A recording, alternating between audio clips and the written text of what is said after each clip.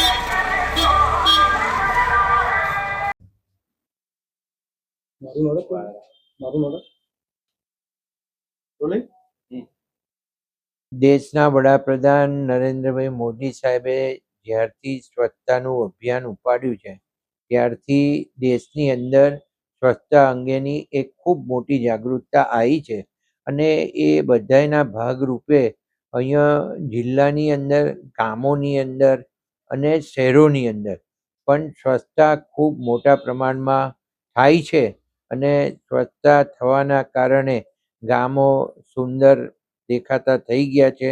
કચરા હવે રોડ ઉપર દેખાતા નથી, એ દેખાઈ રહ્યું છે અને પ્રજાજનો પણ પોતે કચરો બહાર નથી નાખતા, એ ખૂબ સારી વાત છે. એ દેશના વડાપ્રધાન નરેન્દ્ર મોદીજીના આહ્વાનના કારણે જ બન્યું છે.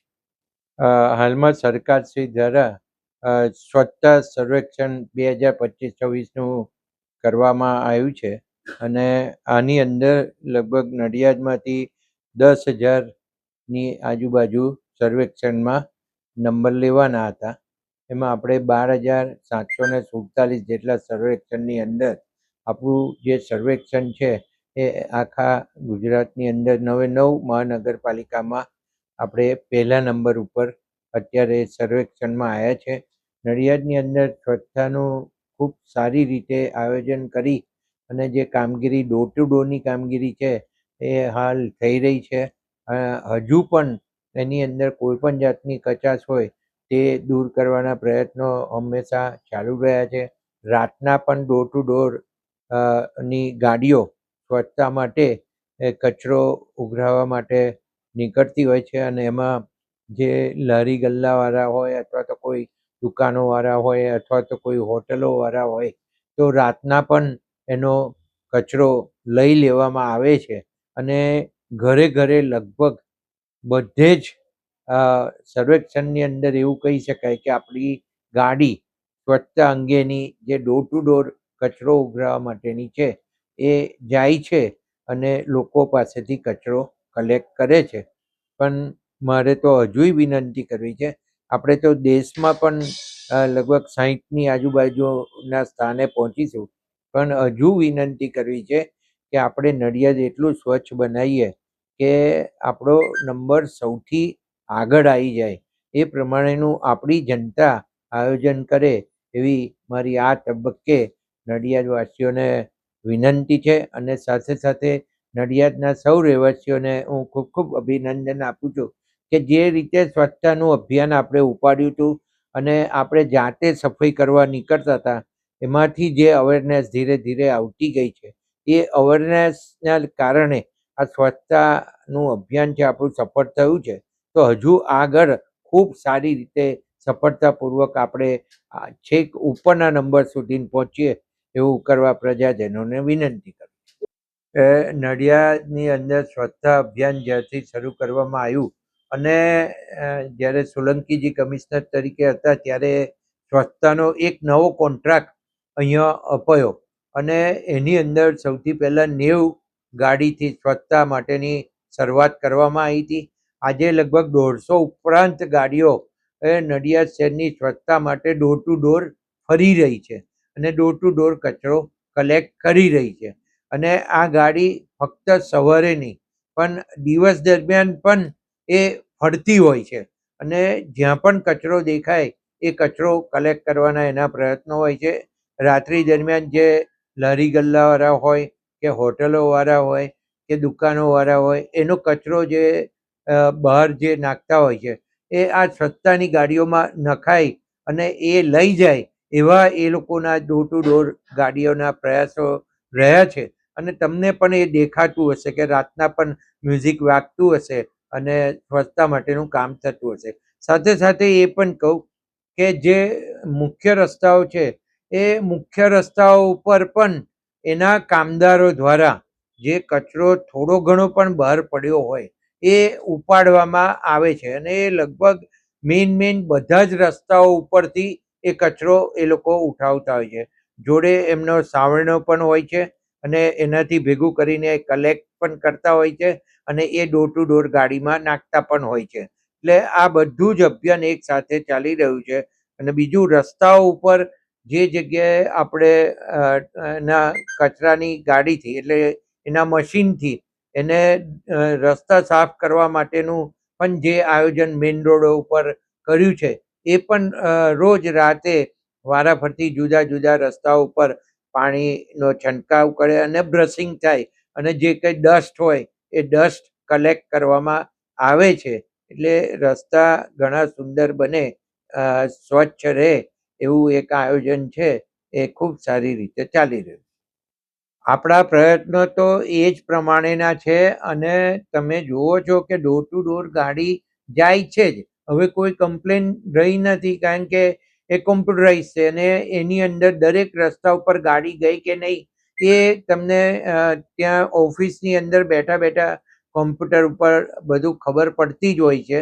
એટલે ગાડી નહીં જવાનો કોઈ પ્રશ્ન નથી, કચરો નહીં કલેક્ટ કરવાનો કોઈ પ્રશ્ન નથી.